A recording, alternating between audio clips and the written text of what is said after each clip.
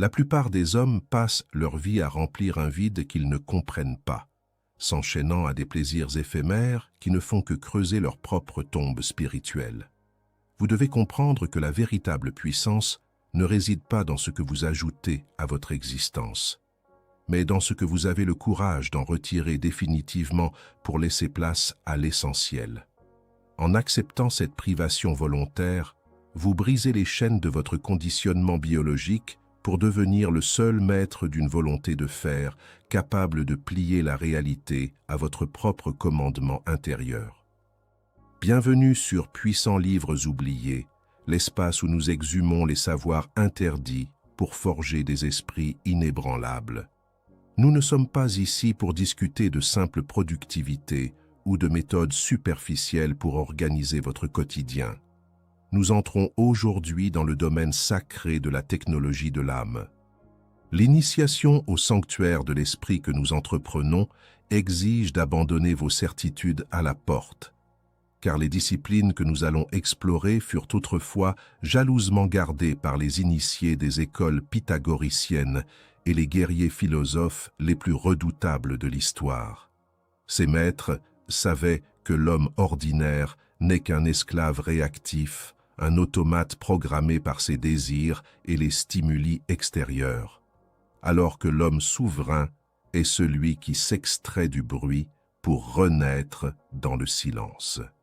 À travers l'étude de textes rares et de sagesse millénaire, notre chaîne se donne pour mission de vous restituer ces clés de pouvoir qui ont été volontairement occultées par la modernité. Cette introduction pose le cadre d'une transformation radicale.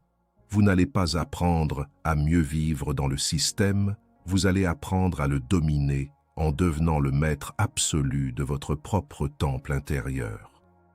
Préparez-vous à une immersion profonde dans l'ascétisme et la métaphysique de l'action, là où le renoncement devient l'arme la plus tranchante de la volonté humaine. Ici, le voyage vers la souveraineté commence par la destruction de l'ego réactif pour laisser place à une puissance qui ne dépend de rien d'autre que de votre conscience pure et de votre discipline d'acier. L'exil volontaire ou la mort sociale programmée. L'exil volontaire n'est pas une simple retraite géographique, c'est une exécution rituelle de l'identité que la société a construite pour vous. Pour comprendre pourquoi l'isolement total est l'unique sentier vers la souveraineté, il faut d'abord accepter que votre esprit actuel est un territoire occupé. Depuis votre premier cri, des milliers de voix se sont installées dans votre psyché, celles de vos parents, de vos professeurs, de la publicité, des algorithmes et des attentes collectives qui dictent vos désirs les plus intimes.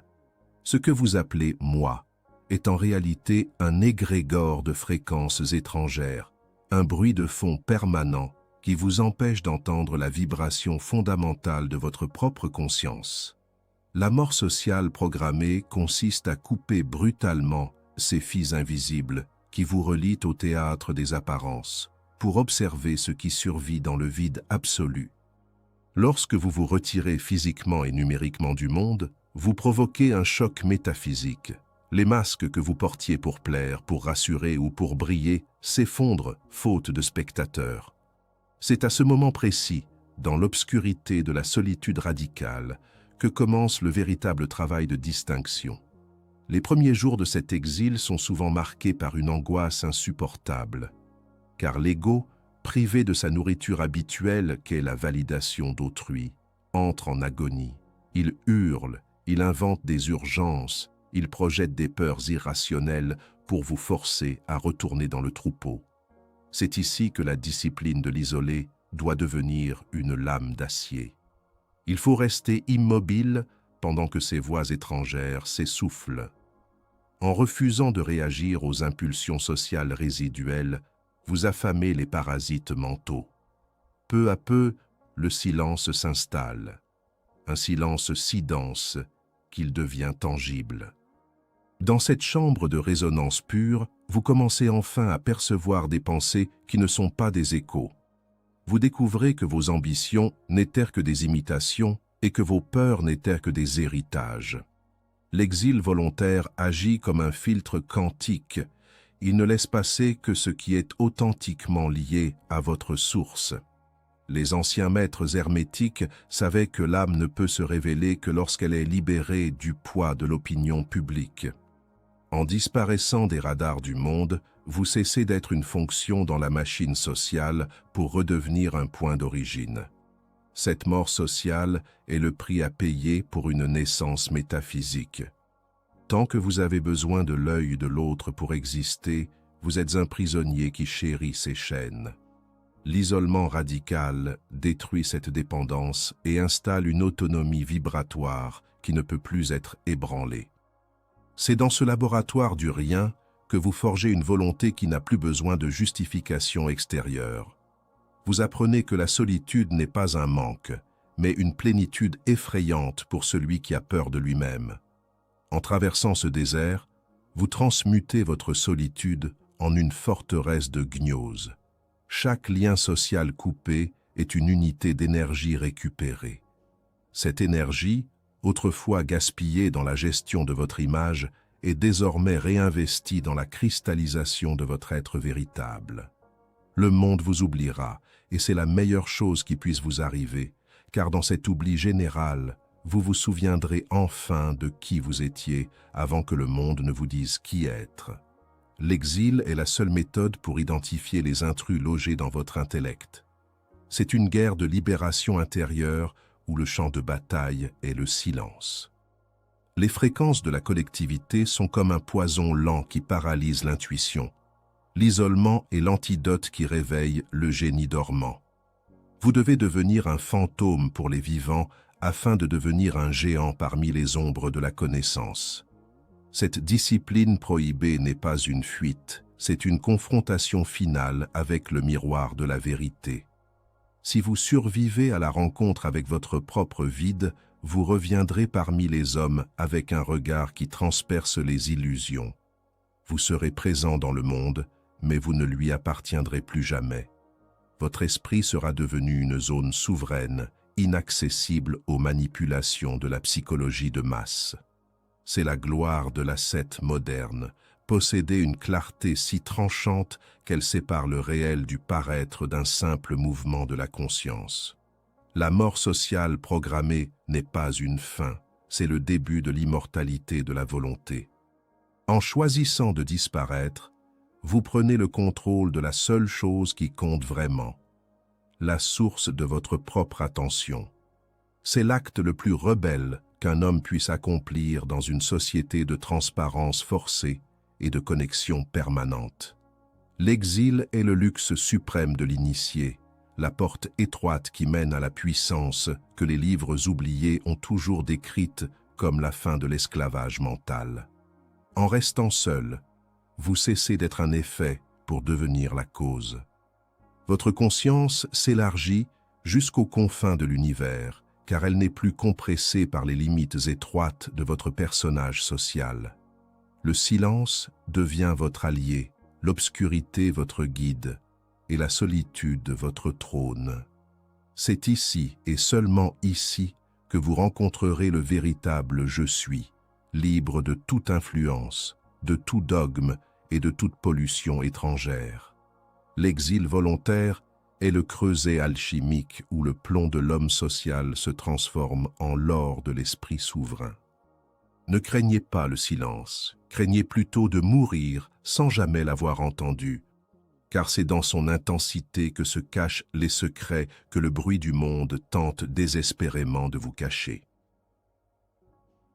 Le jeûne du regard est l'atrophie du désir visuel. Le jeûne du regard est une discipline d'une brutalité nécessaire pour l'homme moderne. Une pratique qui ne vise pas seulement à reposer l'organe oculaire, mais à provoquer une véritable mutation de la perception métaphysique. Dans un monde saturé d'images numériques, de lumières bleues et de stimuli visuels incessants, l'œil est devenu l'instrument principal de notre asservissement. Nous sommes des prédateurs de pixels, affamés de nouveautés, consommant des milliers de cadres par heure, ce qui réduit notre cerveau à un simple récepteur passif, incapable de générer ses propres visions. Le principe fondamental de ce chapitre est que la lumière extérieure finit par éteindre la lumière intérieure. Plus vous absorbez de stimuli artificiels, plus votre capacité de visualisation, ce que les anciens appelaient l'œil de l'âme, s'atrophie, laissant place à un désert mental où plus rien ne pousse de manière autonome. Pratiquer le jeûne du regard consiste à fermer volontairement les vannes de l'observation externe pour forcer le système nerveux à puiser dans ses propres réserves de gnose. Cette atrophie volontaire du désir visuel est un sacrifice alchimique. Nous tuons la vue pour réveiller la vision. Lorsque vous décidez de ne plus regarder, de ne plus chercher l'écran, de ne plus scanner votre environnement pour y trouver une distraction, une pression immense commence à monter derrière vos paupières. C'est la pression de la conscience pure qui cherche à se projeter. Dans les premiers stades de cette discipline, vous ressentirez une forme de cécité psychologique, un vide terrifiant où le noir n'est que noir. Mais si vous persistez, si vous refusez de céder à l'appel des lumières de la cité, une transmutation s'opère. Le cerveau, privé de sa nourriture photonique habituelle, commence à réactiver des circuits neuronaux dormants. Ceux-là même qui permettaient aux mystiques du passé de percevoir des géométries sacrées et des architectures invisibles. Le désir visuel est une addiction chimique liée à la dopamine. Chaque nouvelle image est une dose qui nous maintient dans un état de transe superficielle. En sevrant l'œil, nous brisons ce cycle de dépendance. Il s'agit d'apprendre à regarder le rien jusqu'à ce que le tout surgisse. Cette pratique est directement liée à l'ascétisme des pères du désert qui passaient des mois dans des grottes obscures pour forcer l'émergence de la lumière incréée. Sur le plan quantique, l'œil de l'observateur définit la fonction d'onde de la réalité. En cessant d'observer la matière dense, nous permettons à la conscience de se focaliser sur le champ des probabilités non manifestées. L'atrophie du désir visuel signifie que vous ne cherchez plus à être diverti, mais à être converti. Le monde extérieur est une distraction permanente conçue pour vous empêcher de réaliser que vous êtes la source de toute projection. En fermant les yeux sur les illusions de la matière, vous commencez à voir les fils de la trame. Les images que nous consommons quotidiennement sont des prisons pour l'imagination. Elles nous dictent ce que nous devons désirer, comment nous devons nous sentir et ce que nous devons considérer comme réel. Le jeûne du regard est un acte de rébellion totale contre cette dictature de l'apparence. C'est une plongée dans l'obscurité fertile où la pensée devient solide. Vous découvrirez que votre esprit est capable de générer des couleurs plus vibrantes et des formes plus complexes que n'importe quel écran haute définition, à condition que vous cessiez de le polluer avec des fréquences étrangères. Cette discipline exige un détachement radical des plaisirs immédiats de l'observation. C'est une forme de mort sensorielle qui précède une résurrection spirituelle. Plus l'atrophie du désir visuel progresse, plus votre attention se densifie. Vous ne regardez plus, vous percevez. La vision intérieure n'est pas une imagination floue, c'est une perception directe des vérités métaphysiques qui ne peuvent pas être codées en lumière visible. Dans le silence visuel, le temps semble se dilater, car la mesure du temps est souvent liée à la vitesse de succession des images dans notre champ de vision. Sans images, le présent s'étire jusqu'à l'infini. Les disciplines prohibées enseignent que celui qui maîtrise son regard maîtrise son destin, car là où va l'œil, va l'énergie. Si votre regard est capté par la marchandise et l'éphémère, votre puissance vitale est drainée par le système. En ramenant votre regard vers l'intérieur, vous récupérez cette énergie pour la cristallisation de votre corps de gloire. C'est une technologie de l'âme qui transforme l'obscurité en un miroir magique. Vous apprendrez à naviguer dans les paysages internes avec la même précision qu'un pilote dans le ciel. découvrant des territoires de gnose que la lumière du jour dissimule. Le jeûne du regard n'est pas une punition, c'est un retour au royaume de la cause. Tout ce qui est manifesté a commencé par une vision interne. En cultivant cette vision sans l'aide de prothèses visuelles, vous devenez un créateur conscient au lieu d'être un consommateur passif. La lumière intérieure n'a pas besoin de soleil ni d'électricité. Elle émane de la friction entre votre volonté et le vide.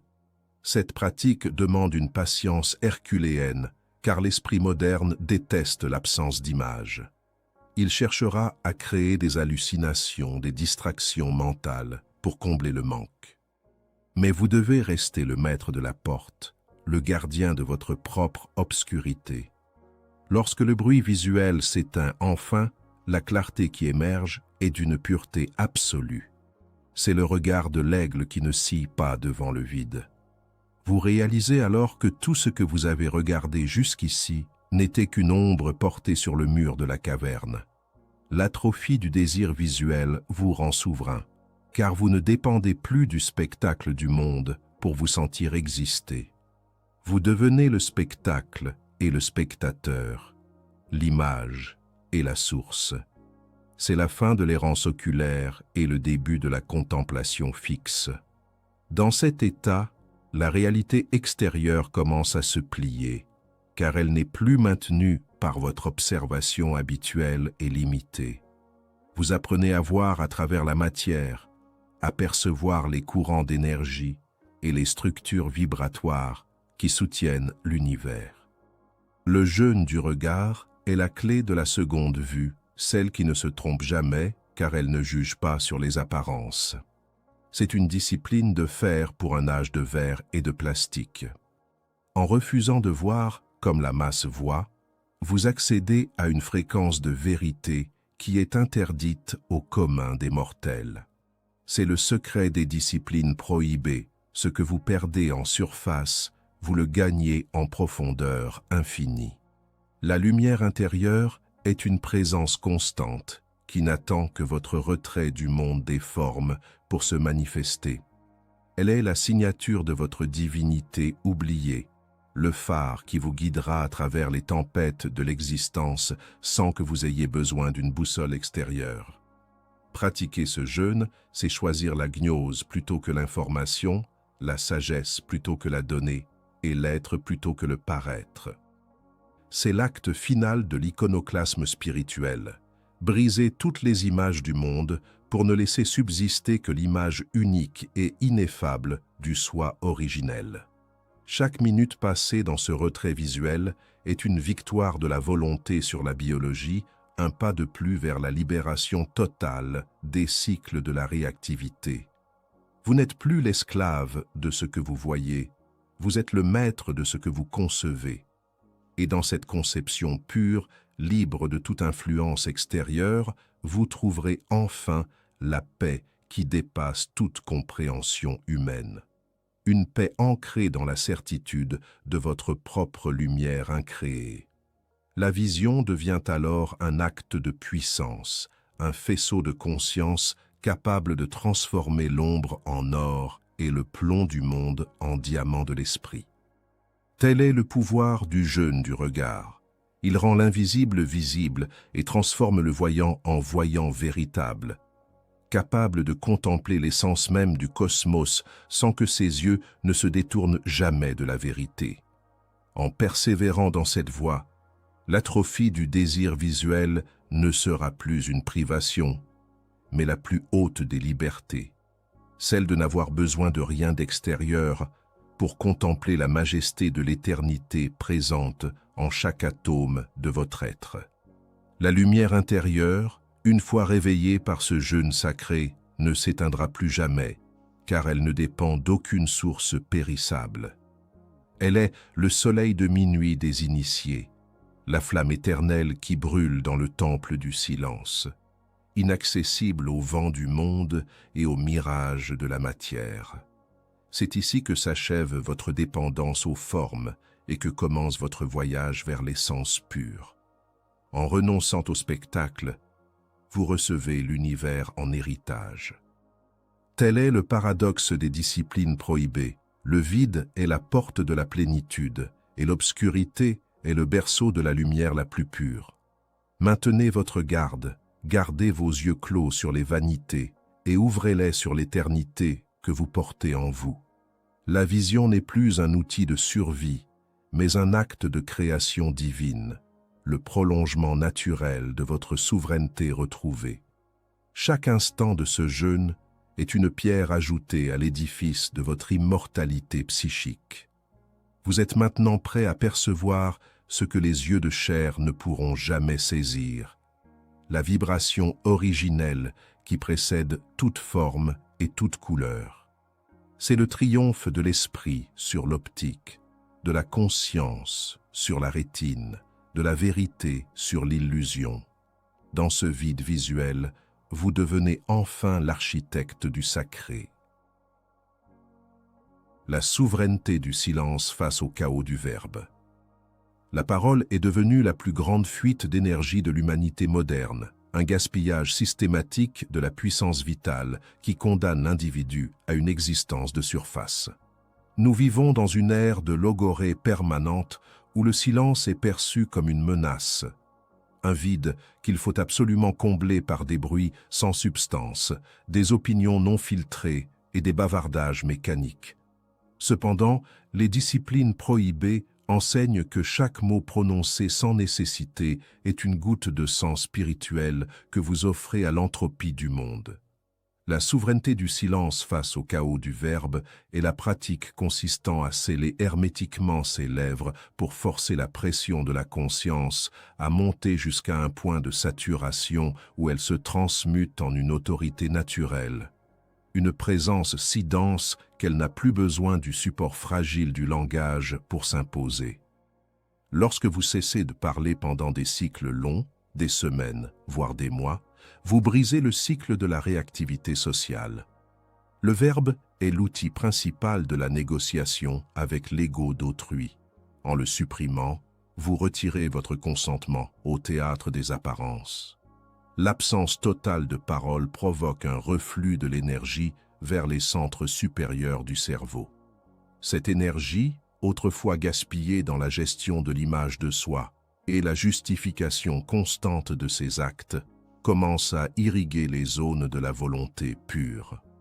Le silence n'est pas un mutisme passif, c'est une accumulation de potentiel électrique.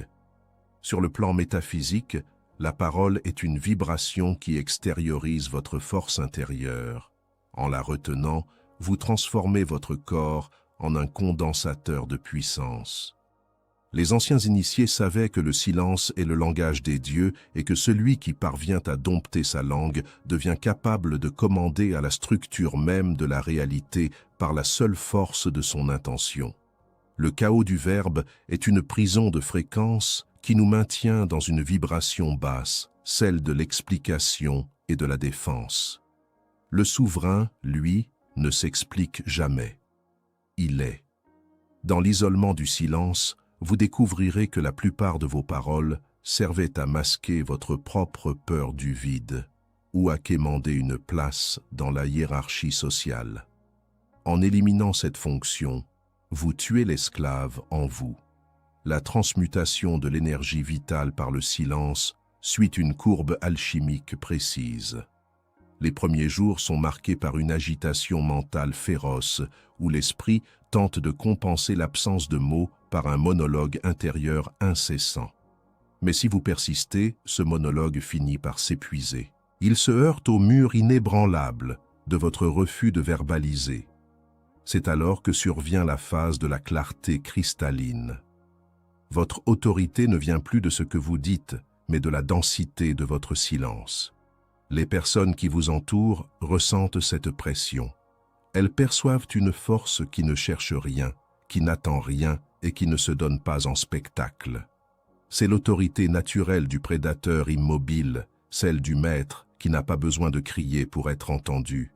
Le silence devient un bouclier électromagnétique qui repousse les influences étrangères et les manipulations psychologiques.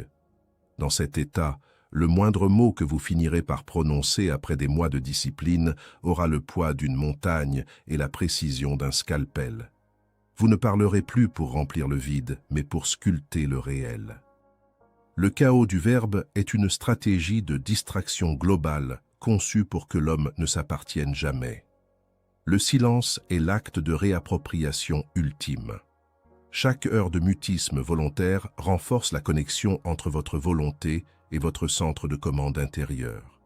Vous apprenez à observer les mots des autres comme des bruits sans importance, des mouvements d'air qui n'atteignent plus votre sanctuaire.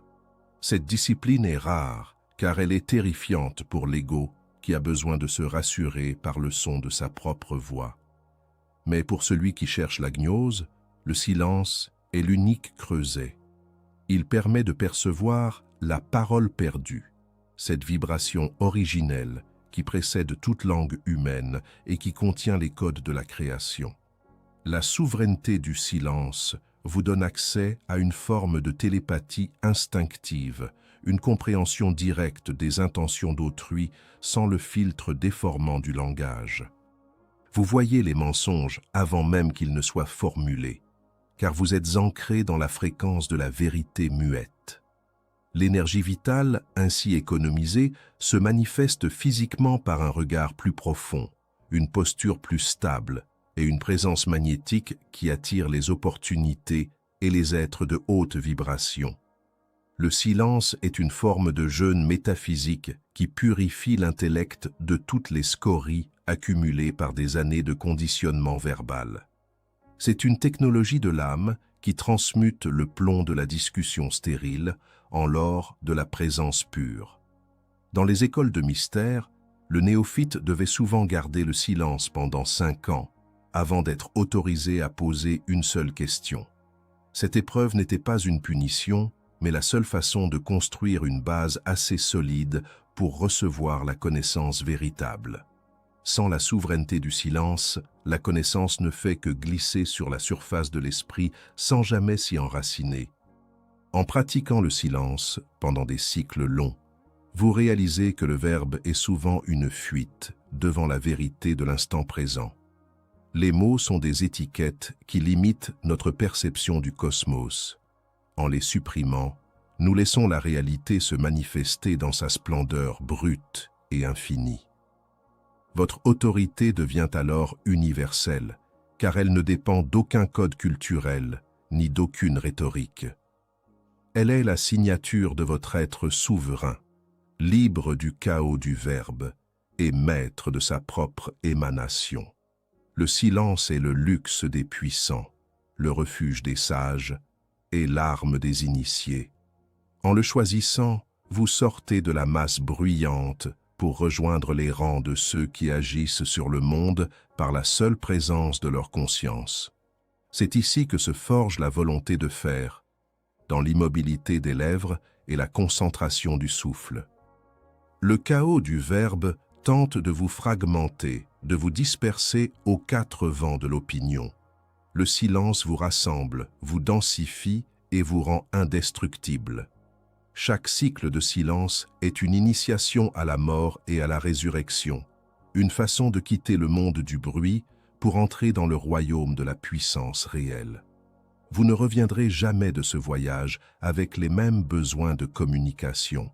Vous saurez que le silence est votre plus grande richesse et votre plus sûr allié. La souveraineté du silence est la preuve que vous avez dompté votre biologie sociale pour accéder à votre divinité psychique. C'est le secret le mieux gardé des disciplines prohibées, car un peuple silencieux est un peuple ingouvernable, un peuple de souverains qui n'écoutent que la loi de leur propre esprit. Cultivez ce silence comme un trésor sacré, car c'est en lui que réside le germe de votre immortalité et la clé de votre domination sur le chaos de l'existence. Le verbe a été dévoyé pour devenir un instrument de contrôle. Le silence est votre déclaration d'indépendance absolue. Dans l'absence de parole, vous trouverez la force que les mots ne peuvent égaler. Une autorité qui émane de la source même de la vie et qui commande le respect de la nature tout entière. Tel est le pouvoir de la souveraineté du silence, transformer un homme ordinaire en un pilier de lumière inébranlable, capable de porter le poids du monde sans jamais faiblir, soutenu par la puissance invisible du Verbe intérieur enfin retrouvé. En persévérant dans cette voie, vous découvrirez que le silence n'est pas l'opposé du langage, mais sa forme la plus pure, une communication d'être à être qui transcende les barrières de la matière. C'est l'ultime frontière de la discipline, celle où la volonté humaine fusionne avec la volonté cosmique dans une paix souveraine et éternelle. Le chaos du Verbe n'est qu'un mirage passager. La souveraineté du silence est votre héritage de gloire, la porte ouverte sur l'infini que vous portez en vous. Maintenez ce sceau sur votre bouche et laissez votre puissance parler à travers votre silence, car c'est là que réside la véritable magie de l'existence. Chaque seconde de ce mutisme sacré est une offrande à votre propre divinité, une pierre angulaire posée sur le temple de votre liberté retrouvée. Vous n'avez plus besoin de convaincre, de séduire ou de prouver. Votre silence fait tout cela pour vous, avec une efficacité que nulle éloquence ne saurait jamais atteindre. La souveraineté du silence est le sommet de l'ascèse, le point où l'homme se tait pour que l'univers puisse enfin chanter à travers lui. C'est le triomphe de l'esprit sur la mécanique de la survie sociale, l'accès direct au trône de la conscience. Dans ce silence, vous êtes enfin libre, enfin entier, enfin souverain du Verbe et du vide. La géométrie sacrée de la douleur. Choisie. La plupart des hommes passent leur existence entière à fuir l'ombre de l'inconfort, devenant par cette fuite les esclaves dociles de leur enveloppe biologique. Ils ont érigé le confort en religion et la sécurité en sanctuaire, ignorant que chaque commodité ajoutée à leur vie est une fibre supplémentaire qui paralyse leur volonté souveraine. Les disciplines prohibées, au contraire, considèrent le corps non pas comme un temple à adorer, mais comme un creuset à soumettre. La géométrie sacrée de la douleur. Choisie est cette technologie archaïque et brutale qui utilise l'inconfort physique volontaire comme un scalpel métaphysique pour séparer la conscience pure des caprices incessants de la chair. Il ne s'agit pas ici d'un masochisme stérile, mais d'une chirurgie de l'esprit. Lorsque vous exposez votre corps à un froid glacial, à une immobilité absolue ou à un effort qui dépasse les limites de la survie, vous provoquez une scission forcée entre l'observateur et l'instrument observé. Le corps, pris de panique, commence à envoyer des signaux de détresse, des impulsions de douleur et des ordres de retraite. C'est à ce moment précis que la conscience peut se déclarer indépendante. En refusant de céder à l'instinct de fuite, vous affirmez que vous n'êtes pas votre biologie. La douleur choisie devient alors une géométrie sacrée, car elle dessine les contours de votre véritable moi, celui qui reste calme et inaltéré au milieu de la tempête sensorielle. Le froid, par exemple, agit comme un isolant alchimique. Il contracte la matière pour libérer l'esprit. En entrant dans l'eau glacée, vous ne combattez pas l'élément, vous combattez votre propre réaction réflexe. Vous apprenez à stabiliser votre fréquence vibratoire alors que vos cellules hurlent au secours. Cette maîtrise de l'onde de choc thermique est une initiation directe à la domination du chaos. L'immobilité, quant à elle, est la forme la plus haute de la violence faite à l'ego moteur. Rester assis, parfaitement droit, sans bouger un seul muscle pendant des heures, est une torture pour le mental qui a besoin de mouvement pour entretenir l'illusion du temps. Sous la pression de l'immobilité, les douleurs musculaires et les démangeaisons deviennent des montagnes. Les ignorer, c'est briser la dictature du système nerveux central. Vous découvrez alors que la douleur n'est qu'une information, un signal électrique auquel vous n'êtes plus obligé de répondre par une émotion. Cette neutralité face à l'inconfort est le socle de la puissance souveraine. L'effort extrême, poussé jusqu'au point d'effondrement, permet de franchir le mur de la fatigue mentale pour accéder au réservoir d'énergie que la nature réserve aux situations de vie ou de mort. Les guerriers philosophes utilisaient ces méthodes pour transmuer la souffrance en une source de chaleur interne indéfectible. Dans le silence de la discipline prohibée, la douleur cesse d'être une ennemie pour devenir un professeur d'une honnêteté absolue. Elle ne ment jamais. Elle révèle vos faiblesses, vos lâchetés et vos attachements. Chaque fois que vous choisissez volontairement l'inconfort, vous musclez votre capacité de détachement quantique. Vous apprenez à observer la sensation de brûlure ou de froid sans vous identifier à elle. Sur le plan philosophique, cette pratique est la réalisation du stoïcisme radical, la distinction totale entre ce qui dépend de nous, notre volonté, et ce qui n'en dépend pas, les signaux de notre corps. En maîtrisant la géométrie de la douleur, vous alignez votre conscience sur une fréquence de rectitude qui ne peut plus être corrompue par les plaisirs mondains. Les hommes qui craignent l'inconfort sont manipulables par la carotte et le bâton. Celui qui a fait de la douleur son allié est ingouvernable. Sa volonté est devenue un diamant capable de rayer le verre des illusions sociales. Cette discipline est rare, car elle demande d'aller à l'encontre de millions d'années d'évolution biologique vouée à la survie et au confort. Mais l'évolution spirituelle commence là où la survie s'arrête. En imposant un rythme circadien de fer, des douches glacées à l'aube et des postures de méditation rigides, vous construisez une architecture intérieure faite de lignes droites et d'angles tranchants. Vous ne laissez aucune place à la mollesse ou à l'apitoiement sur soi.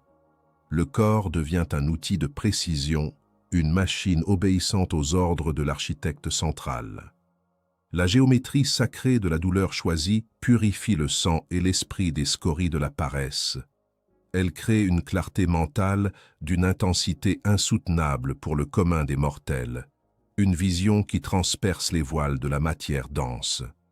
En séparant la conscience des caprices du corps, vous accédez à une liberté que peu d'êtres ont connue. La liberté d'être chez soi, n'importe où, dans n'importe quelle condition, car votre sanctuaire n'est pas fait de briques, mais de discipline. Vous réalisez que la souffrance subie est un poison, mais que la douleur choisie est un remède. Elle est le feu qui brûle les impuretés de l'âme pour ne laisser que l'essence indestructible. Chaque séance d'inconfort est une petite mort de l'ego et une renaissance de l'être. Les anciens maîtres disaient que le chemin vers l'immortalité passe par la maîtrise absolue du véhicule physique. Si vous ne pouvez pas commander à vos propres muscles de rester immobiles, comment espérez-vous commander aux forces de l'univers? La géométrie de la douleur est la fondation de toute haute magie et de toute métaphysique appliquée. Elle installe un ordre là où régnait l'entropie biologique. En pratiquant cette discipline, vous récupérez l'énergie vitale qui était auparavant gaspillée dans la recherche constante de confort. Cette énergie se densifie et se cristallise autour de votre axe central, créant une aura d'autorité naturelle qui impose le respect sans un mot. Vous devenez un pilier de volonté dans un monde de roseaux. Le froid et l'effort ne sont plus des obstacles, mais des outils de mesure de votre propre progression. Vous apprenez à aimer la résistance, car c'est elle qui forge votre puissance. Dans le creuset de l'inconfort, vous découvrez des vérités psychologiques que les livres ne peuvent pas enseigner. Vous voyez la structure de vos propres pensées se décomposer sous l'effet de la fatigue extrême, révélant le noyau dur de votre caractère. Cette connaissance de soi par l'épreuve est la seule connaissance réelle. Tout le reste n'est que littérature. La géométrie sacrée de la douleur choisie est le secret des puissants livres oubliés, car elle est la seule voie qui mène à la véritable souveraineté de l'esprit sur la matière. Elle vous prépare aux tempêtes de l'existence, vous rendant capable de traverser le chaos avec un visage de marbre et un cœur de lion. En refusant les plaisirs immédiats pour embrasser la difficulté volontaire, vous inversez la polarité de votre être. Vous passez de l'état de consommateur passif à celui de créateur actif. Votre corps n'est plus une prison, mais une extension de votre volonté. Chaque inconfort traversé avec succès est une victoire de la lumière sur l'obscurité biologique. C'est l'alchimie de la souffrance transformée en sagesse. En persévérant dans cette voie, vous finirez par atteindre un état où la distinction entre plaisir et douleur s'efface devant la pure joie d'être libre de tout attachement sensoriel. Vous serez alors un maître de la géométrie sacrée, capable de sculpter votre vie avec la précision d'un dieu. Le scalpel de la douleur aura enfin terminé son œuvre, séparant l'ivraie de votre ego du bon grain de votre éternité.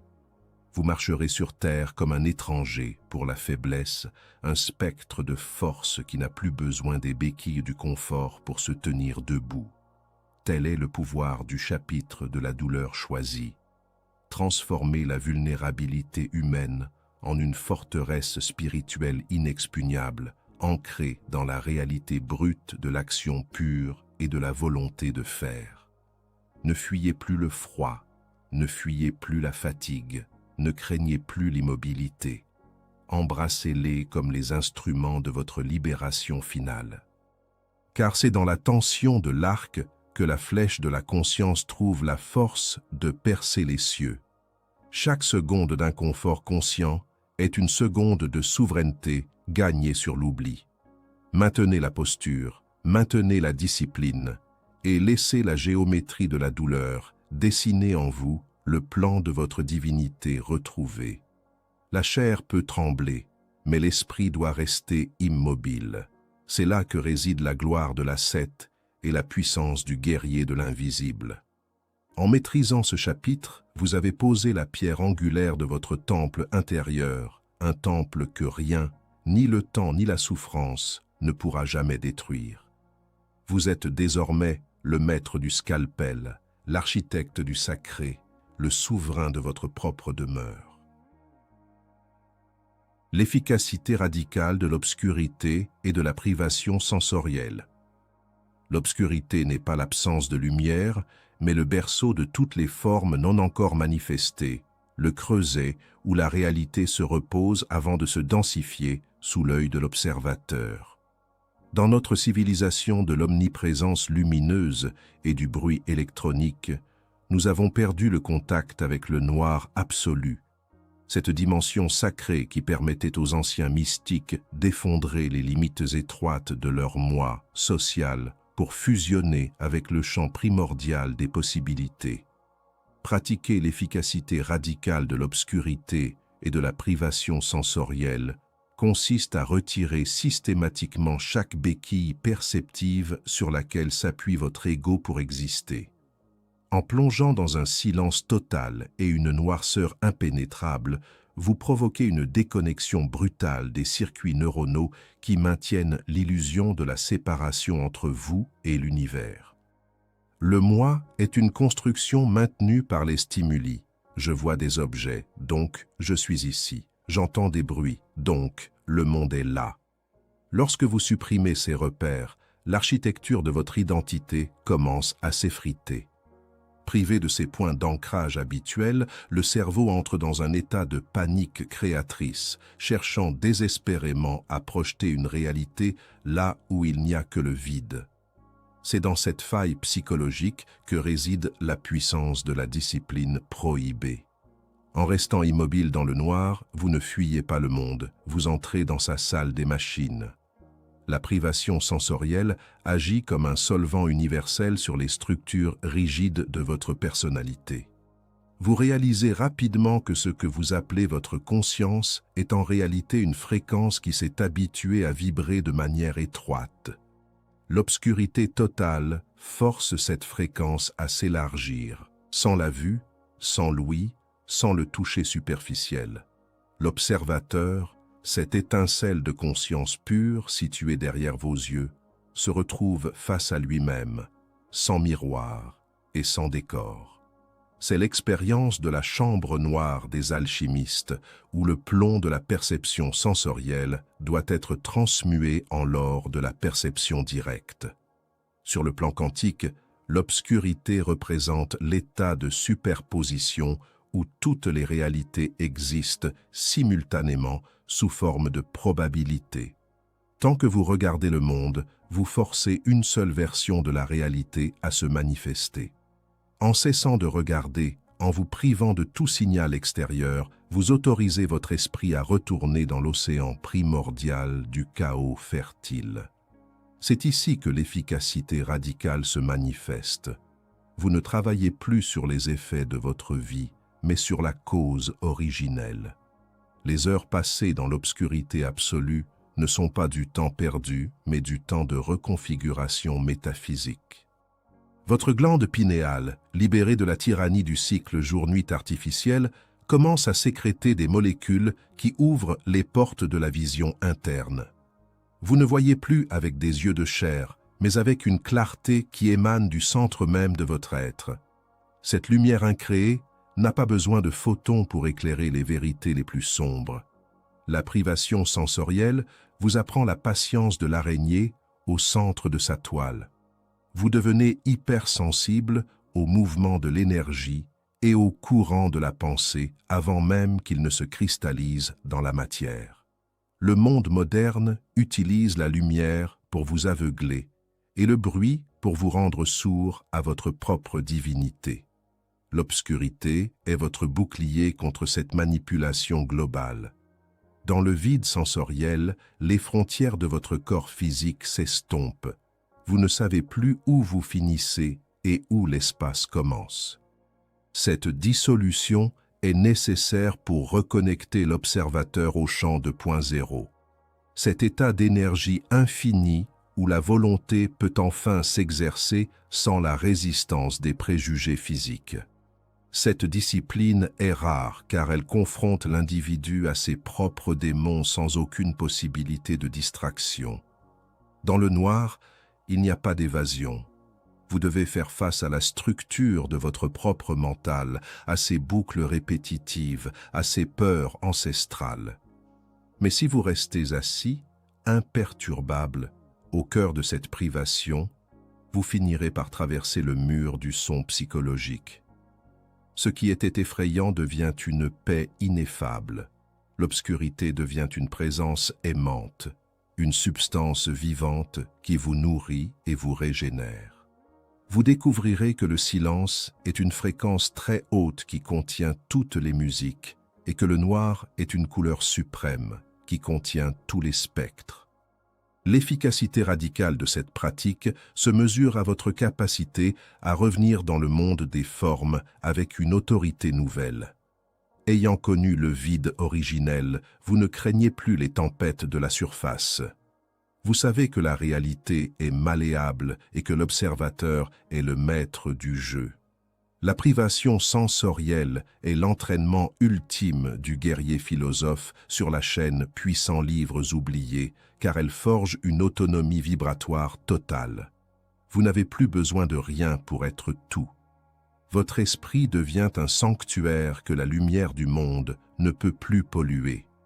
En plongeant régulièrement dans ce noir absolu, vous nettoyez votre psyché des scories de la consommation visuelle et auditive.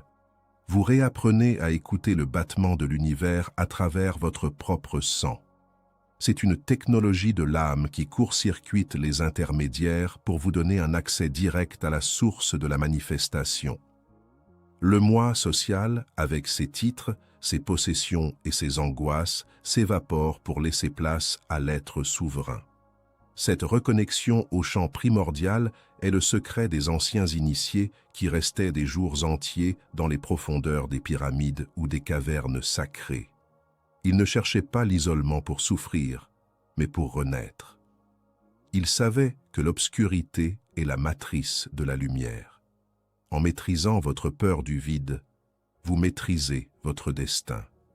La réalité répond à la densité de votre présence interne, et cette densité ne s'acquiert que dans le retrait des sens. Chaque minute passée dans la privation sensorielle est une pierre ajoutée à l'édifice de votre puissance occulte. Vous apprenez à manipuler les ondes de probabilité par la seule force de votre attention focalisée dans le noir. C'est là que se produisent les véritables miracles de la volonté. Ne cherchez plus la clarté à l'extérieur, elle n'est qu'un reflet trompeur. La seule clarté qui compte est celle qui jaillit du gouffre de votre propre solitude assumée. L'efficacité radicale de l'obscurité est la clé finale pour briser le dôme de verre qui limite votre potentiel. En effondrant les limites du moi, vous devenez le champ lui-même. Vous n'êtes plus un individu luttant contre l'univers, vous êtes l'univers se vivant à travers un point de focalisation unique. Cette réalisation est le sommet de la gnose interdite. Elle transforme l'homme esclave en homme-dieu, capable de sculpter le néant pour en faire surgir la vie. Maintenez la discipline de l'ombre, car c'est dans son étreinte froide que vous trouverez la chaleur éternelle de la vérité. La privation n'est pas un manque, c'est un trop-plein de réalité que vos sens habituels ne peuvent pas supporter. En les mettant au repos, vous permettez à votre nature véritable de s'épanouir sans entrave. Tel est le pouvoir du chapitre de l'obscurité. Il vous rend la vue en vous rendant aveugle aux mensonges de la lumière matérielle. C'est une immersion dans la substance même de la création, un voyage sans retour vers la souveraineté absolue de l'observateur enfin libéré de ses chaînes sensorielles. Chaque seconde dans ce noir sacré est une initiation à la gnose, une victoire de la conscience sur la matière, un pas de plus vers l'unité totale avec le tout. Dans le silence du noir, vous entendrez enfin le nom secret de votre propre puissance, et ce nom ne sera plus jamais oublié. Car celui qui a vu avec l'œil de l'obscurité ne peut plus jamais être trompé par les lumières du monde. Vous êtes désormais le maître du vide, l'architecte du silence, le souverain de l'invisible. La géométrie de votre âme s'est alignée sur la fréquence de l'origine, et rien ne pourra plus briser cette harmonie retrouvée dans le cœur du noir absolu. Le détachement quantique de la reconnaissance d'autrui. La prison la plus sophistiquée jamais conçue pour l'homme n'est pas faite de barreaux d'acier, mais de la dépendance maladive au regard d'autrui, une chaîne invisible qui lie votre puissance vitale à l'approbation constante de la masse. Sur la chaîne Puissant, livres oubliés, nous devons aborder cette vérité avec la froideur d'un chirurgien. Tant que vous avez besoin d'être vu, validé ou compris, vous n'êtes qu'un satellite en orbite autour de l'ego collectif, incapable de générer votre propre lumière. Le détachement quantique de la reconnaissance d'autrui est l'art psychologique et métaphysique de devenir délibérément invisible aux yeux du monde, non pas par une fuite physique, mais par un retrait radical de votre énergie hors du champ de la validation sociale. Pour le commun des mortels, ne pas exister dans le regard de l'autre équivaut à une forme de mort. Pour l'initié, c'est le début de la vie éternelle. L'ego se nourrit de l'attention comme un parasite se nourrit de son hôte. Chaque like, chaque compliment, chaque signe de reconnaissance est une dose de drogue biochimique qui renforce votre identité superficielle tout en affamant votre source interne. Le détachement quantique consiste à effondrer cette fonction d'onde où votre valeur dépend de l'observation extérieure. En devenant psychologiquement invisible, vous brisez le miroir déformant de la société et vous récupérez instantanément toute la charge électrique que vous gaspillez à maintenir votre personnage social. Imaginez la quantité de force vitale nécessaire pour paraître intelligent, riche, spirituel ou accompli aux yeux de gens qui eux-mêmes luttent pour leur propre survie psychique. En renonçant à cette mascarade, vous accédez à une source interne inépuisable qui ne dépend plus des fluctuations de l'opinion publique. Sur le plan de la physique de l'esprit, l'attention est une particule de conscience. Quand vous la cherchez chez les autres, vous vous appauvrissez. Quand vous la retirez du monde pour la diriger vers votre centre, vous créez une densité de présence qui confine à l'invulnérabilité. Devenir invisible ne signifie pas se cacher dans une cave, mais marcher parmi les hommes comme un spectre souverain qui n'a rien à prouver et rien à demander. C'est l'application directe de la voie de l'ombre, décrite dans les manuscrits interdits, être présent physiquement, mais absent vibratoirement pour toute forme de manipulation ou de flatterie. Cette discipline est rare car elle exige de traverser le désert de l'indifférence. La plupart des gens ne supportent pas d'être ignorés. Ils préfèrent être détestés plutôt que de ne pas être remarqués du tout. L'initié, lui, cultive l'indifférence du monde comme un jardin secret. Plus vous êtes invisible pour la masse, plus vous devenez rayonnant pour l'univers. Le détachement quantique crée un vide autour de votre identité, et selon les lois de la nature, ce vide doit être rempli par la substance de votre être véritable. Vous n'êtes plus nourri par le sucre rapide de la reconnaissance, mais par le pain solide de la gnose personnelle. Ce chapitre nous enseigne que la véritable autorité n'a pas besoin de témoins. Un lion n'a pas besoin que les gazelles valident sa majesté pour être le roi. En coupant les fils de la dépendance émotionnelle, vous purifiez votre canal créatif. Vos actions ne sont plus des performances destinées à séduire un public, mais des actes de volonté pure, ancrés dans la nécessité de votre propre loi intérieure. C'est ici que réside la richesse mystique du détachement. En cessant d'exister pour les autres, vous commencez enfin à exister pour l'origine. La psychologie de masse est une force gravitationnelle qui cherche à niveler toutes les consciences vers le bas. Le détachement quantique est votre vitesse de libération. Vous devez accepter de perdre vos amis, votre statut et votre prestige aux yeux des aveugles pour gagner la vision des voyants. C'est un troc qui semble coûteux à l'ego, mais qui est une libération pour l'âme.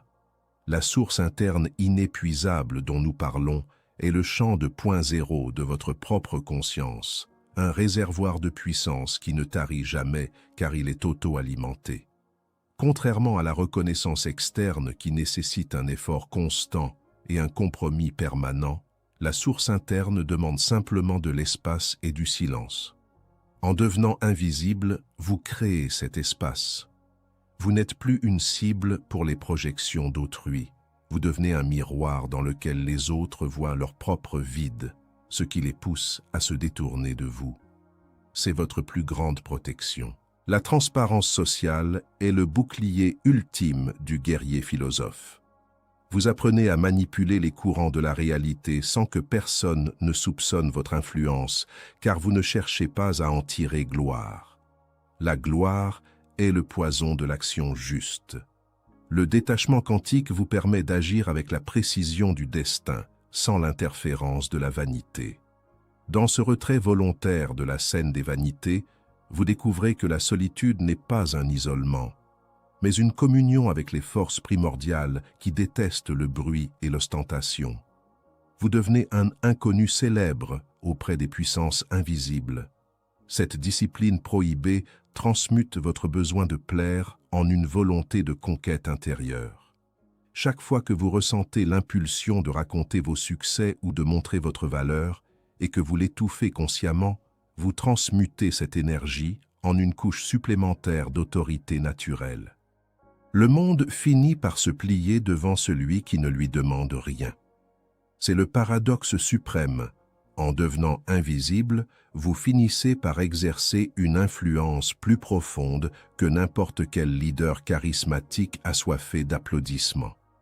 Votre présence devient un mystère agissant. Les gens sentent que vous possédez quelque chose qu'ils ne peuvent ni acheter ni imiter, et cela les attire tout en les effrayant. Vous êtes le maître du détachement, celui qui a compris que la reconnaissance d'autrui est la monnaie de singe de la matrice.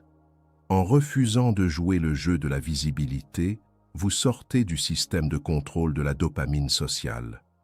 Vous reprenez possession de votre temps, de vos pensées et de votre destin. La source interne ne connaît pas la fatigue, car elle n'est pas liée aux efforts de l'ego. Elle est le flux continu de l'univers, s'exprimant à travers une forme qui a cessé de lui résister par l'orgueil. Le détachement quantique est la fin de la mendicité spirituelle. Vous ne tendez plus la main pour recevoir des miettes d'attention, vous êtes le banquet lui-même. Ce chapitre est une invitation à la souveraineté absolue, celle qui se forge dans l'ombre et qui ne craint pas le jugement. Car elle a déjà jugé le monde comme étant illusoire. Soyez invisible aux yeux des hommes, et vous deviendrez une étoile aux yeux du cosmos. Votre vie ne sera plus une quête de validation, mais une démonstration de puissance tranquille. Vous marcherez sur terre comme un étranger dont la patrie est l'infini. Le détachement est la clé de la liberté totale, le scalpel qui tranche le dernier lien avec l'esclavage mental. En devenant invisible, vous devenez invincible. Votre énergie, désormais scellée à l'intérieur de votre propre temple, commence à se densifier jusqu'à devenir une force capable de modifier la structure atomique de votre environnement. Tel est le secret des puissants livres oubliés. La puissance est inversement proportionnelle à la visibilité de l'ego. Plus vous disparaissez en tant que personne, plus vous apparaissez en tant que puissance. C'est l'alchimie finale de la reconnaissance transformée en réalisation de soi. Dans ce silence social, vous entendrez enfin la voix de votre propre génie, libéré du parasitage des opinions étrangères. Vous êtes maintenant prêt à puiser dans la source inépuisable, là où la volonté humaine se fond dans la volonté de l'absolu. Le monde peut bien vous oublier, vous avez enfin trouvé celui que vous cherchiez partout ailleurs, vous-même, dans toute votre gloire nue et souveraine. Le détachement quantique n'est pas une perte, c'est la récupération totale de votre royaume. Vous n'avez plus besoin d'être un acteur sur la scène du monde. Vous êtes maintenant le dramaturge invisible qui écrit le scénario de sa propre éternité. Maintenez ce détachement comme une armure sacrée, car il est le garant de votre intégrité et le moteur de votre ascension vers les sommets de la conscience. En renonçant à être quelqu'un aux yeux des autres, vous devenez tout aux yeux de la vérité. C'est le prix de la grandeur, le chemin de l'initié et le sommet de la discipline prohibée. Votre invisibilité est votre trône. Régnez-y avec la certitude de celui qui a enfin compris que le seul regard qui compte est celui de l'observateur éternel qui réside au cœur de son propre silence. La rectitude de l'heure et la dictature du rythme circadien. L'homme moderne vit dans une insurrection permanente contre les lois fondamentales de la nature. Une rébellion invisible qui se manifeste par l'usage effréné de la lumière artificielle, des écrans et des rythmes de vie désordonnés qui brisent son lien avec le cosmos. Pour la chaîne Puissants Livres Oubliés, nous devons comprendre que la discipline n'est pas seulement une affaire de volonté mentale, mais une soumission géométrique du corps au cycle de l'univers.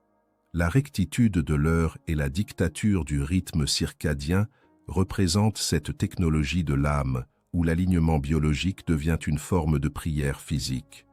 Une exigence de précision qui transforme chaque cellule en un récepteur harmonique des fréquences stellaires. Le corps humain n'est pas une machine autonome et isolée. Il est une horloge biologique complexe dont les engrenages sont synchronisés sur la rotation de la Terre et le rayonnement solaire. Ignorer ces cycles, c'est choisir l'entropie, la fatigue et la fragmentation de la conscience. La dictature dont nous parlons ici est celle de la loi naturelle, une loi que l'initié embrasse pour s'extraire de l'anarchie des désirs immédiats.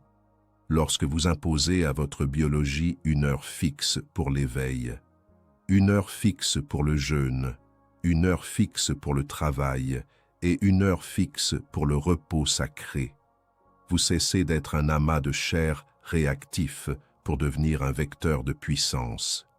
La rectitude de l'heure crée une pression temporelle qui densifie votre attention. Le temps n'est plus une ressource que l'on dissipe, mais une structure que l'on habite. En vous levant avant l'aurore, au moment où le champ électromagnétique de la Terre est le plus calme, vous captez des fréquences de gnose inaccessibles à ceux qui dorment encore dans la torpeur de la consommation. Cette discipline exige d'abolir le hasard. Chaque minute doit être un acte de volonté consciente. L'alignement biologique strict purifie le système endocrinien, stabilise le cortisol et permet à la dopamine de ne plus être une récompense pour le divertissement, mais le carburant de la conquête. Sur le plan métaphysique, harmoniser sa vibration avec les cycles fondamentaux signifie que vous ne luttez plus contre le flux de la vie. Vous devenez le flux lui-même. La nature ne se précipite pas, pourtant tout est accompli en suivant son rythme. Vous accédez à cette même efficacité divine. Le rythme circadien est le métronome de la manifestation. En respectant la dictature du cycle lumière-obscurité, vous réalignez votre glande pinéale sur son rôle de siège de l'âme, permettant une communication directe entre votre cerveau biologique et le champ primordial des possibilités. Cette pratique est rare, car elle demande de sacrifier la spontanéité illusoire du monde moderne au profit d'une discipline monacale.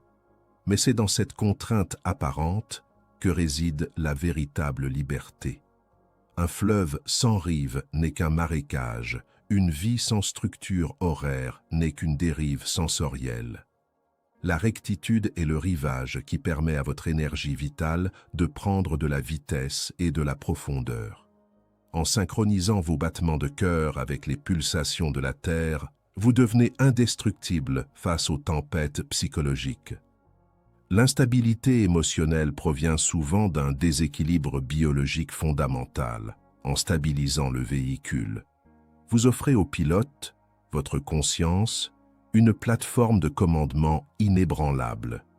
Cette prière physique ne nécessite aucune parole, seulement une obéissance sacrée au mouvement des astres. Vous mangez quand le soleil est au zénith, vous œuvrez avec sa lumière et vous vous retirez quand il disparaît. Cette simplicité radicale effondre les complications de l'ego et révèle la clarté du soi. Dans les textes oubliés, la maîtrise du temps était considérée comme la première étape de l'immortalité psychique. Celui qui ne peut pas maîtriser son sommeil ne pourra jamais maîtriser sa mort. La dictature du rythme circadien est un entraînement à la vigilance éternelle. Vous apprenez à observer les besoins de votre corps comme des phénomènes extérieurs que vous gérez avec la rigueur d'un général romain. Il n'y a plus de place pour la négociation avec la paresse ou l'humeur du moment. La loi est la loi. Cette rigueur transforme votre métabolisme en un temple de feu. L'énergie ainsi accumulée n'est plus dispersée dans la digestion émotionnelle ou le stress des imprévus. Elle est canalisée vers l'expansion de votre sphère d'influence invisible. Vous devenez un être de haute fréquence dont la simple présence peut ordonner le chaos environnant. La rectitude de l'heure est l'alchimie du temps transformée en pouvoir.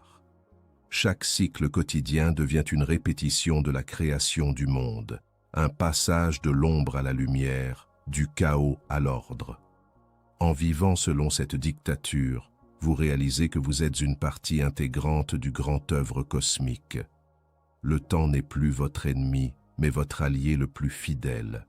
Vous ne courez plus après lui, vous marchez à son rythme souverain.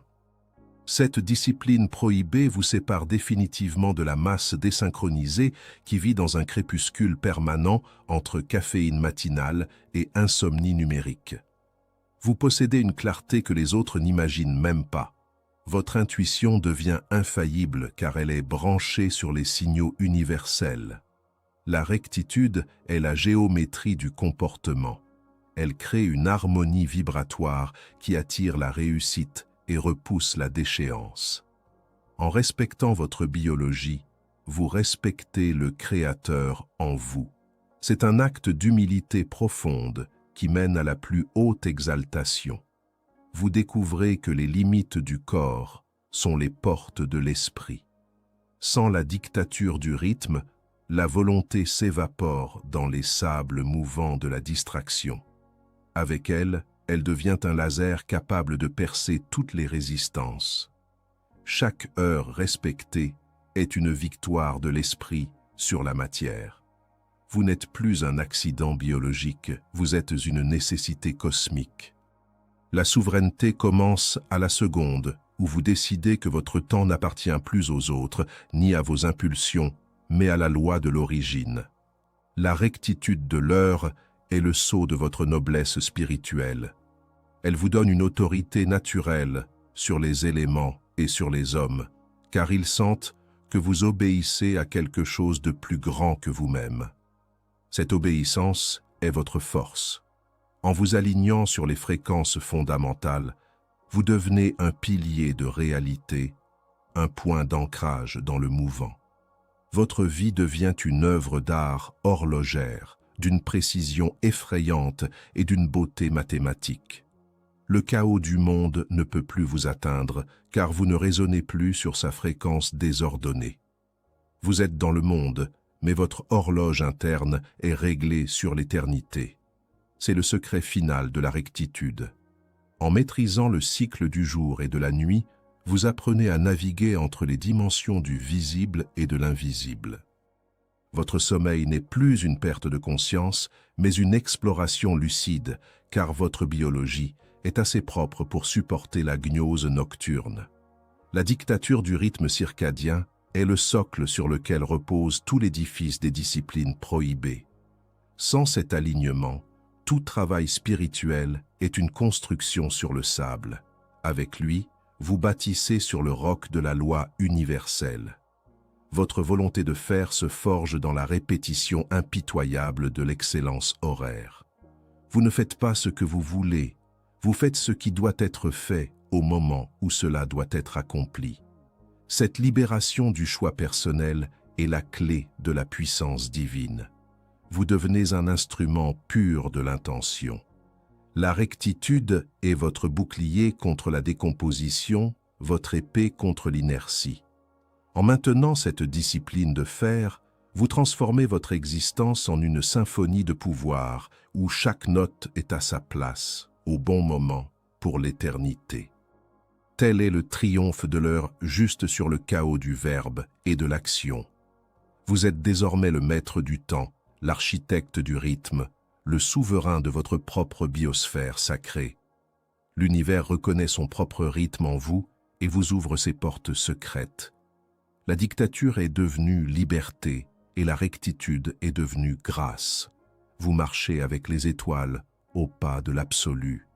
Chaque seconde de cet alignement strict est une offrande à la splendeur de l'être, une confirmation de votre place légitime dans la hiérarchie de la conscience. Ne fléchissez jamais devant le confort de l'heure indécise. Restez le gardien impitoyable de votre propre horloge interne. Car c'est dans la précision du moment que se cache le secret de la manifestation instantanée. Votre vibration est désormais pure, car elle est synchronisée sur le battement de cœur du cosmos. Vous êtes prêt pour la suite du voyage, ancré dans la certitude de l'heure et la puissance du cycle retrouvé. L'alchimie de la faim est la clarté du prédateur spirituel. La plupart des hommes sont prisonniers d'un cycle de consommation ininterrompu qui anesthésie leur esprit et alourdit leurs vibrations, transformant leur corps en un cimetière de matière dense où la conscience finit par s'enliser. Pour l'audience de puissants livres oubliés, il est impératif de comprendre que la digestion est le processus le plus coûteux en énergie de l'organisme humain. En maintenant l'estomac constamment plein, l'individu moyen condamne son cerveau à une semi-torpeur permanente, une brume biologique qui occulte les réalités supérieures. L'alchimie de la faim et la clarté du prédateur spirituel est la discipline prohibée qui consiste à utiliser le vide stomacal non pas comme une privation, mais comme un accélérateur de particules pour l'intellect et la gnose. Lorsque le corps cesse de recevoir des nutriments externes, il opère un basculement métabolique radical. activant des circuits de survie ancestraux qui affûtent les sens jusqu'à une acuité que l'on pourrait qualifier d'interdite. Cette clarté n'est pas celle d'un esprit reposé, c'est celle du prédateur à l'affût, une vigilance tranchante qui perçoit les vérités cachées derrière le voile de la matière par une nécessité de survie transposée sur le plan spirituel. Le vide devient alors un outil de scansion du réel. Sans le poids de la digestion, le sang reflue vers les centres cérébraux supérieurs, irriguant les zones de l'intuition et de la vision directe. La faim volontaire provoque une transmutation de la substance. Vous ne brûlez plus seulement vos réserves de graisse, vous brûlez les illusions et les attachements émotionnels qui étaient stockés dans vos tissus. Le corps affamé devient une antenne parabolique d'une sensibilité extrême, capable de capter les fréquences les plus subtiles du champ primordial. Sur le plan alchimique, le jeûne est le feu qui purifie le plomb des désirs viscéraux pour libérer l'or de la volonté souveraine. Le prédateur spirituel ne cherche pas de nourriture physique, il chasse le sens, la connaissance et la puissance. Dans cet état de vide intérieur, la frontière entre l'observateur et l'observé s'affine jusqu'à devenir transparente. Vous commencez à percevoir que les objets solides ne sont que des condensations d'énergie et que les pensées ont une masse atomique. La faim installe une rectitude mentale qui ne tolère plus le bavardage inutile du mental inférieur. Chaque pensée devient une flèche dirigée vers une cible précise. Les anciens maîtres hermétiques savaient que l'estomac est le deuxième cerveau, mais qu'il est souvent un tyran. En le soumettant, vous décapitez la dictature de la biologie sur l'esprit. Cette pratique est rare car elle demande de traverser la barrière de la douleur gastrique, ce moment où l'ego physique panique et réclame sa dose de confort. Mais pour celui qui persiste, le sentiment de faim se transforme en une sensation de légèreté électrique, une euphorie froide qui est la signature de la souveraineté. La clarté qui en résulte permet de lire entre les lignes du monde, de voir les intentions des hommes avant qu'elles ne soient formulées et de comprendre les mécanismes cachés de la manifestation. Le voile de la matière n'est épais que pour ceux qui sont alourdis par elle. Pour l'ascète affamé, la réalité est un tissu de fréquences malléables. Vous découvrez que l'énergie vitale ne provient pas uniquement de la nourriture, mais de la source même de la vie. Le prana ou le point zéro, auquel vous avez désormais un accès direct car votre véhicule est propre. Cette acuité mentale interdite vous donne un avantage déloyal dans la gestion de votre existence, car vous ne réagissez plus aux stimuli, vous les anticipez par une perception précognitive. Le prédateur spirituel est celui qui a compris que la puissance réside dans l'économie des forces et la précision de l'attaque. L'alchimie de la faim est un processus de dénuement qui révèle la structure cristalline de votre être. Plus vous vous videz du périssable, plus vous vous remplissez de l'éternel. Les visions qui surviennent lors de ces cycles de vide ne sont pas des hallucinations, mais des perceptions de dimensions parallèles que l'opacité de la nourriture nous cache habituellement.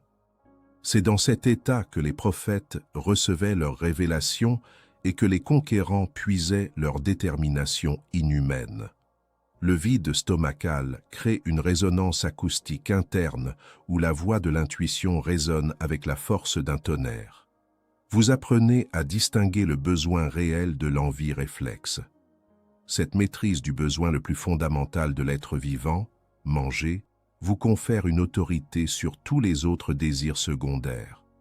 Celui qui peut commander à sa faim, peut commander à ses peurs, à ses colères et à ses luxures. Le monde moderne nous veut gras et léthargiques pour que nous restions des consommateurs dociles. Le prédateur spirituel reste svelte et alerte pour rester un prédateur souverain. La clarté ainsi acquise est une arme de guerre métaphysique. Elle vous permet de déceler les manipulations médiatiques, les faiblesses de vos adversaires et les opportunités cachées dans le chaos apparent. Votre esprit devient un laser capable de découper la complexité pour atteindre l'essence des choses. Chaque jour de jeûne est une initiation à la mort de la dépendance et à la naissance de l'autonomie. L'énergie que vous ne dépensez plus à décomposer des protéines est utilisée pour recomposer votre destin. La faim devient une musique, un rythme qui scande votre ascension vers les sommets de la conscience. Vous ne mangez plus pour survivre, vous mangez pour célébrer vos victoires, faisant de l'acte nutritif un rituel conscient plutôt qu'une habitude mécanique. Cette discipline exige une discipline de fer, car la société entière est organisée autour de la tentation alimentaire. Résister au festin des ignorants pour savourer le vide des initiés est l'acte de noblesse suprême. En pratiquant l'alchimie de la faim, vous purifiez votre sang de toutes les toxines émotionnelles accumulées. Votre regard devient limpide, votre peau devient le reflet de votre clarté interne, et vos mouvements acquièrent une économie de grâce féline. Le prédateur spirituel ne gaspille jamais un geste. Il observe le monde avec une distance souveraine, sachant que rien de ce qui est extérieur ne peut le combler autant que la plénitude du vide qu'il a dompté. La perception des vérités cachées n'est pas un don, c'est une conséquence biologique et spirituelle de la pureté. Le voile de la matière se déchire par la force de votre vibration élevée. Vous commencez à voir les courants d'énergie qui relient les êtres, les schémas répétitifs du destin et les failles dans la trame de la réalité collective. Cette connaissance est qualifiée d'interdite car elle donne le pouvoir de modifier le cours des événements par la seule intention focalisée. Un esprit affamé est un esprit qui ne se repose jamais sur ses acquis, il est en quête perpétuelle de l'absolu. L'alchimie de la faim est le secret des puissants qui ont dirigé l'histoire depuis l'ombre, utilisant le jeûne pour garder une longueur d'avance sur la masse engourdie. En rejoignant les rangs des prédateurs spirituels sur puissants livres oubliés, vous quittez la condition de proie sociale. Vous n'êtes plus celui qui subit les cycles de la faim et de la satiété. Vous êtes celui qui utilise ces cycles pour forger sa propre divinité. Le vide n'est pas un manque, c'est l'espace nécessaire pour que la puissance de l'origine puisse s'exprimer à travers vous sans obstacle. Maintenez cette clarté, chérissez cette faim comme le signe de votre éveil, et laissez votre acuité mentale transformer votre réalité en un terrain de conquête. Le prédateur spirituel est le maître du temps et de l'espace, car il ne dépend de rien pour être entier. Sa force vient du néant qu'il a apprivoisé en lui-même. Chaque minute de vide est une minute de souveraineté. Vous êtes désormais capable de voir le monde tel qu'il est, un champ de bataille vibratoire où seuls les plus clairs et les plus légers triomphent. L'alchimie de la faim a accompli son œuvre en vous, séparant le lourd du léger avec une précision chirurgicale. Vous êtes prêt à franchir le dernier voile. La consécration de la volonté dans l'inertie du monde. L'aboutissement de ce voyage à travers les disciplines prohibées ne réside pas dans la souffrance, ni dans le retrait perpétuel, mais dans une transmutation finale, où la force de l'individu devient une loi universelle capable de briser la résistance de la matière dense. Pour les spectateurs de puissants livres oubliés, ce 9e portail représente le passage de l'apprenti, qui lutte encore contre ses penchants au maître souverain, dont la simple présence réordonne le chaos environnant. La consécration de la volonté dans l'inertie du monde est cet état métaphysique où la discipline, après avoir été un scalpel et un bouclier, s'efface pour devenir une seconde nature, une respiration spirituelle si fluide qu'elle ne nécessite plus aucun effort conscient. Dans les stades inférieurs de l'évolution, l'homme doit se battre contre lui-même, contre la paresse de son corps et les distractions de son mental. Mais ici, au sommet de la pyramide initiatique, La volonté a été si parfaitement cristallisée qu'elle fusionne avec le mouvement même de l'univers. L'inertie du monde, cette force de résistance qui maintient la masse dans la médiocrité et le sommeil, cesse d'être un obstacle pour devenir le socle sur lequel s'appuie votre puissance. Imaginez un navire qui, après avoir lutté contre les vents contraires, finit par utiliser la force même de la tempête pour accélérer sa course. C'est exactement ce qui se produit lors de la consécration.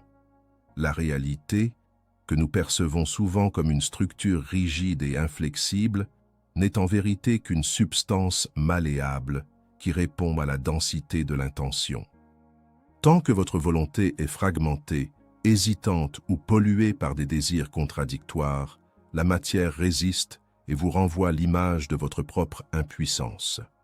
Mais lorsque vous avez traversé l'exil, le silence, le jeûne et la douleur choisie, votre fréquence vibratoire atteint un seuil de cohérence tel que l'inertie du monde commence à céder. Vous ne forcez plus les événements, vous les informez par votre seule présence. Ce chapitre nous enseigne que l'effort est le signe d'une résistance interne. Celui qui est réellement puissant agit sans effort, car il a supprimé en lui tout ce qui s'opposait à sa propre loi. La discipline n'est plus une règle que l'on suit, c'est le prolongement naturel de notre être. Dans cet état de grâce guerrière, chaque geste, chaque regard et chaque pensée devient une consécration. L'inertie, au lieu de vous ralentir, devient une force de stabilisation qui ancre votre intention dans la durée. Le monde moderne est une mer d'agitation superficielle qui manque de profondeur. Votre volonté consacrée y agit comme une encre de granit. Vous devenez un pôle d'attraction, un point de référence autour duquel les circonstances s'organisent selon une géométrie sacrée dictée par votre esprit. Les vérités interdites révèlent que la réalité est un miroir quantique. Elle ne vous donne pas ce que vous voulez, elle vous donne ce que vous êtes. Si vous êtes la discipline incarnée, la réalité se discipline devant vous. Les portes qui étaient autrefois fermées s'ouvrent, non pas parce que vous avez frappé plus fort, mais parce que votre vibration contient désormais la clé de toutes les serrures. La consécration de la volonté signifie que vous avez cessé de négocier avec la vie. Vous avez passé le point de non-retour où le retour à la vie ordinaire est devenu non seulement impossible, mais impensable. L'inertie du monde tente toujours de ramener l'exception vers la règle, le génie vers le médiocre et le souverain vers l'esclavage. Mais votre consécration agit comme un champ de force impénétrable. Cette seconde nature est une armure d'invisibilité psychologique et une épée de clarté spirituelle. Vous marchez dans le chaos urbain avec le calme d'un moine dans sa cellule, car votre monastère est interne et indestructible. La réalité se plie à votre intention, car vous avez aligné votre volonté individuelle sur la volonté première, celle qui meut les astres et les atomes. C'est l'intégration finale où le « je veux » devient « c'est ainsi ». La richesse de ce chapitre réside dans la compréhension que la puissance ne s'exprime pas dans l'explosion, mais dans la persistance. L'inertie est vaincue par la constance, pas par la violence. En maintenant votre cap à travers les cycles de la vie, sans jamais dévier de votre rectitude, vous accumulez un momentum métaphysique qui finit par balayer toutes les oppositions. Les anciens initiés appelèrent cela le Wu Wei, ou l'action non-agir, l'art de laisser l'univers travailler pour soi en restant parfaitement centré. Votre volonté n'est plus un muscle que vous contractez, c'est un canal que vous ouvrez. La consécration est l'acte par lequel vous dédiez chaque atome de votre existence à la réalisation de votre idéal supérieur, sans aucune place pour le doute ou la distraction. Dans l'inertie du monde, vous êtes le seul élément mobile, le seul vecteur de changement conscient. Cette position vous donne une responsabilité divine, celle de sculpter le réel selon les formes de la beauté, de la vérité et de la force. La rareté de cette discipline tient au fait qu'elle demande une endurance que l'homme de masse ne possède pas. La plupart abandonnent juste avant la consécration, au moment où l'inertie semble la plus forte. Mais pour celui qui persévère sur la voie des puissants livres oubliés, la récompense est la maîtrise absolue du temps et de l'espace. Vous apprenez que la matière n'est qu'un rêve pétrifié et que votre volonté est le réveil. En pliant la réalité à votre intention, vous ne le faites pas pour un gain égoïste, car l'ego a été dissous dans les chapitres précédents, mais pour l'expression de la gnose. Vous devenez un architecte de la destinée, capable de modifier les lignes de force de votre environnement pour créer des oasis de puissance et de lumière. L'intégration finale est le moment où la discipline devient invisible parce qu'elle est totale. Vous ne vous dites plus « je dois faire ceci ». Vous le faites parce que ne pas le faire serait une contradiction ontologique. Votre être et votre agir sont un.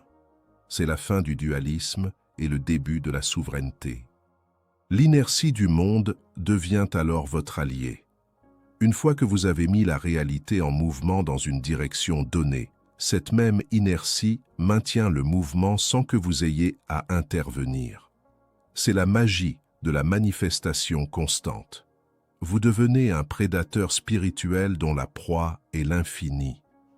Votre acuité mentale, votre silence, votre exil et votre faim se sont fondus dans une seule force cohérente. Vous n'avez plus besoin de méthodes ou de techniques, vous êtes la méthode. La consécration est le sceau final apposé sur votre âme, la reconnaissance par l'univers que vous avez gagné votre liberté. Le monde ne vous regarde plus comme une proie à dompter, mais comme un maître à servir.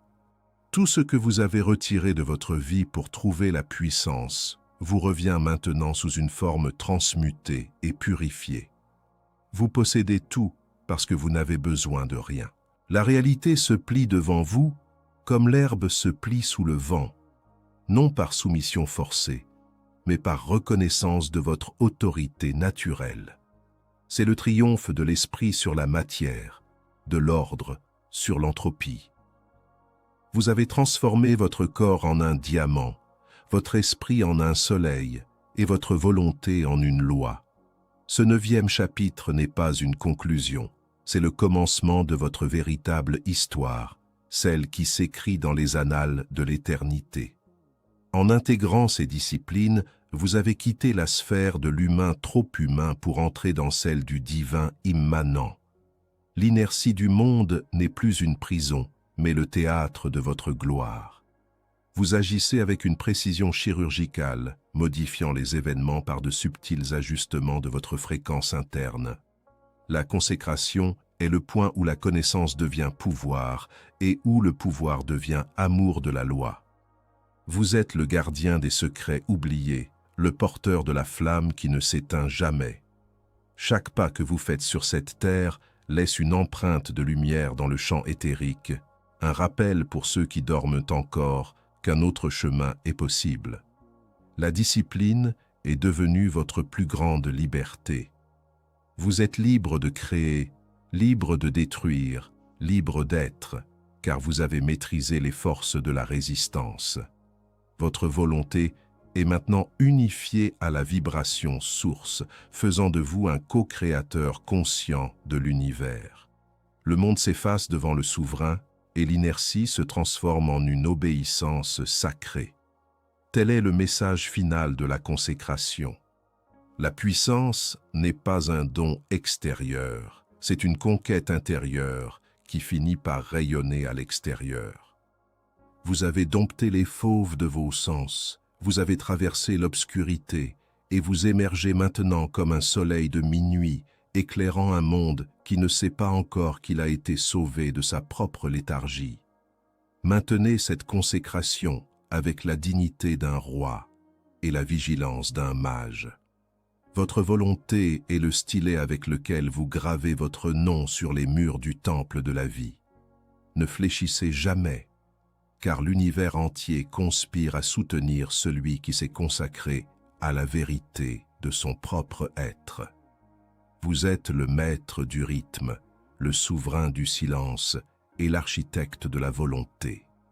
La réalité est votre argile, et votre intention est la main qui la façonne. Dans l'inertie du monde, vous avez trouvé le point d'appui pour soulever les cieux. Le voyage est accompli, et pourtant il ne fait que commencer. Vous êtes la consécration faite homme, le Verbe incarné dans la puissance du silence et de la discipline. Régnez sur votre domaine avec sagesse, car vous êtes désormais le détenteur de la clé d'or des puissants livres oubliés.